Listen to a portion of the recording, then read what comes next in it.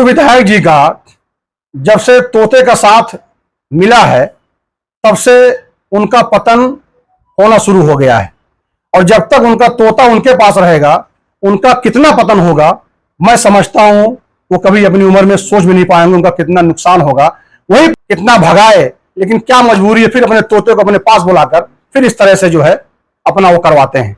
और अभी उनका जो राजनीतिक पतन हुआ, जो चुनाव हारे हैं, उन्हीं की तोते की देन है। अभी वो कितना चुनाव हारेंगे, जितना भी हारेंगे उनके तोते की देन रहेगी। मैं बीजेपी के साथ हूं, मौजूदा वक्त में मैं अंकुर राज तिवारी के साथ में हूं। अंकुर राज तिवारी मेरे रग रग में है, मेरे कड़कड़ में है। और अंकुर राज तिवारी के परिवार की देन है कि मैंने 30 साल की प्रमुखी मैंने छोड़ दिया। जो वो कहेंगे, जिसको बनाएंगे, मुझको हर एक चीज मंजूर है, मुझको उनके अगेंस्ट नहीं जाना है। बता दिया है पत्रकार बंधुओं, ये आप जानते होंगे कि विधायक जी अभी मैंने गिनाया आपके जो है क्या नाम है भोरिया से लेकर पायल पार, फिर मैंने आपको गिनाया कटाई चौराहे से लेकर क्या नाम है पहली खास तक। सबसे पहले मैं अपने सारे पत्रकार बंधुओं को बधाई देता हूं कि आप मेरी एक कॉल पर यहाँ उपस्थित हुए ये जानने के लिए। सबसे पहले अभी आपके माध्यम से मुझको जानकारी मिली कि पूर्व विधायक के एक तोते ने कल आपके सामने प्रेस कॉन्फ्रेंस की, उसमें बहुत सारे झूठ बोले, बहुत लंबा लंबा इल्जाम लगाया है। मैं उसी मुद्दे पर आज आप लोगों के माध्यम से आज अपने प्रेस वार्ता के से जो है मैं सभी लोगों को अवगत करना चाहता हूं। सबसे पहले जब मैंने अपने ड्राइवर को ब्लॉक प्रमुखी का सिमरियामा से नईमा खातून को चुनाव लड़वाया तो इस वक्त जो पूर्व प्रमुख है मुमताज अहमद वो मैदान में था, वो समाजवादी पार्टी से प्रत्याशी था, वो चुनाव हारा। उसके बाद चुनाव हुआ विधानसभा का, मेरे पिताजी विधायक चुनाव लड़े और उनके सामने यहाँ के जो पूर्व विधायक हैं वो चुनाव लड़े, वो चुनाव जीत गए। उसके बाद मुमताज अहमद ने पूर्व विधायक का सहारा लेकर अविश्वास की प्रक्रिया शुरू की। तो अविश्वास किसी कीमत पर सिमरियामा में नहीं आता, मगर उस वक्त पूर्व विधायक जो आज दुहाई दे रहे हैं कि मैं सच्चा हूं, मैं ईमानदार हूं, मैं अमन चाहता हूं, उस वक्त पूर्व विधायक ने प्रधानों को मां बहन की गाली दी, बीडीसीओ को गाली दिया। एक सौराहा के प्रधान फैयाज अहमद है, उनको बहुत भद्दी गाली दी जिसको मैं बयान नहीं कर सकता हूं। जितना नंगा नाचना था पूर्व विधायक ने अपनी पूरी ताकत लगा के पूरे जितने भी उनके कुंबे थे लगकर एक एक वोट पर पुलिस प्रशासन से, जिलाधिकारी महोदय से जितना दबाव बनाना था बनवा कर मुझको पूर्व विधायक ने एक वोट से चुनाव हरवा दिया। हालांकि अगर वो सत्ता के बल पे गुंडई न किए होते तो मैं पूर्व विधायक से इतना कमजोर नहीं हूं। पूर्व विधायक से मैं बड़ा जमींदार भी हूं, पूर्व विधायक से मैं पैसे में भी आगे हूं, पूर्व विधायक से मैं धन में भी आगे हूं और पूर्व विधायक से मैं बल में भी आगे हूं। वो मेरा कुछ नहीं कर सकते थे। उन्होंने जो भी मेरा नुकसान पहुंचाया वो सत्ता के बल पे नुकसान पहुंचाया। आज वही पूर्व विधायक अपने पालतू तोते को यहां पर आप लोगों के माध्यम से पहुंचाकर हमारे वर्तमान विधायक को तमाम आरोप लगवा रहे हैं जो कि निराधार है। पूर्व विधायक को यह सोचना चाहिए कि वो वर्तमान विधायक है। आप मीडिया के बंधु हैं, मेरी इस बात को बहुत गौर करिएगा। वर्तमान विधायक जो कि ये पदेन सदस्य होता है, उसका ब्लॉक पे जाने का अधिकार होता है। वो अपने अधिकार से अपनी बैठक में भाग लेने के लिए गया था। फिर आप लोगों से कहना चाहता हूं कि पूर्व विधायक न तो सदस्य न तो किसी सदन के सदस्य थे, आखिर वो किस बिना पर अपनी 25 गाड़ियों से बीटीसीओ को भरकर अपहरण कर किस बिना पर ले गए? आप लोग जिले के प्रशासन से ये सवाल करिएगा। आज जो अपहरण का आरोप लगा रहा है उनका पालतू तोता आज हमारे वर्तमान विधायक को इस बिना पे कहना चाह रहा है कि हमने अपहरण किया है। अपहरण आप लोग गवाह हैं, आप देखिएगा फुटेज में कि 25 गाड़ियों से उनका जो काफिला गया था उसमें सारे बीटीसी मौजूद थे जो पकड़ कर लाए गए थे और उसमें बहुत से फर्जी बीटीसी थे जिनको प्रशासन ने वहां से भगा दिया।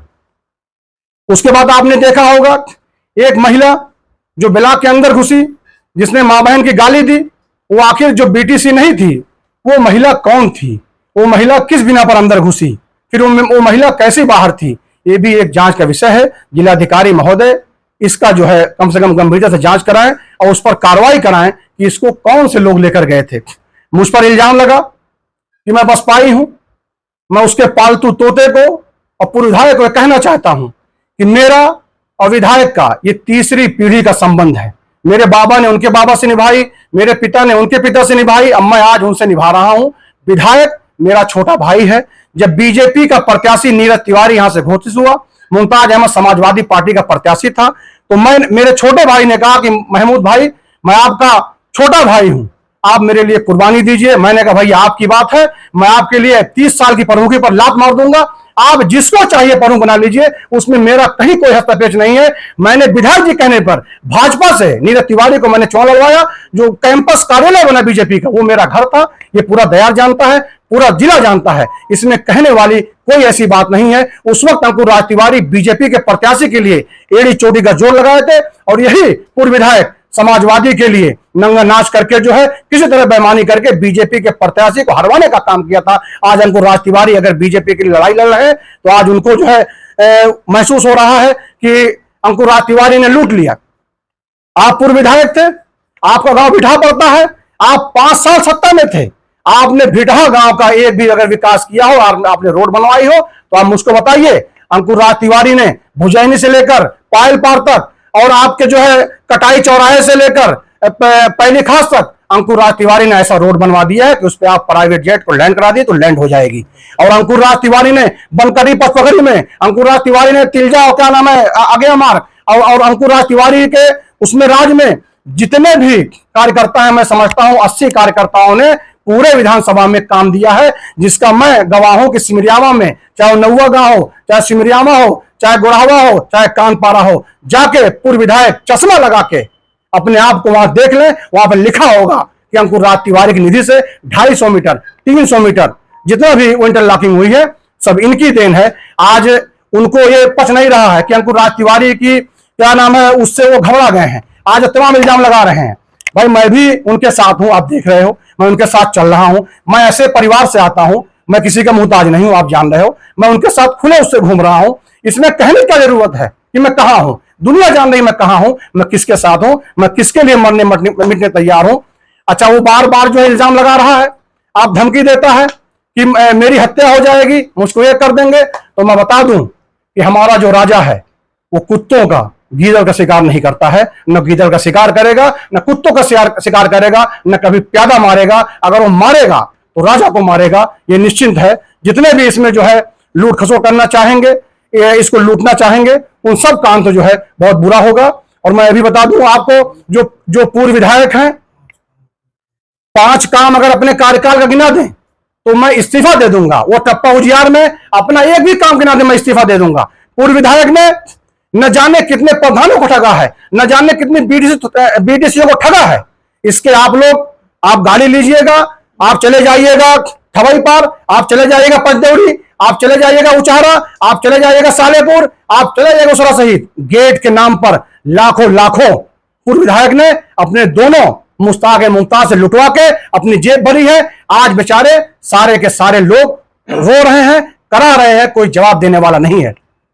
और फिर एक बात, उसके पालतू तोते ने एक चीज ये कही कि उनके पिता टीचर हैं, इतना पैसा कहां से लाते हैं, गाड़ियां कहां से लाते हैं। तो मैं पूर्व विधायक उसके पालतू तोते को ये कहना चाहता हूं, जब हमारा भाई विधायक नहीं था तो 20-22 गाड़ियों के काफिले से वो सीना चीर के चलता था।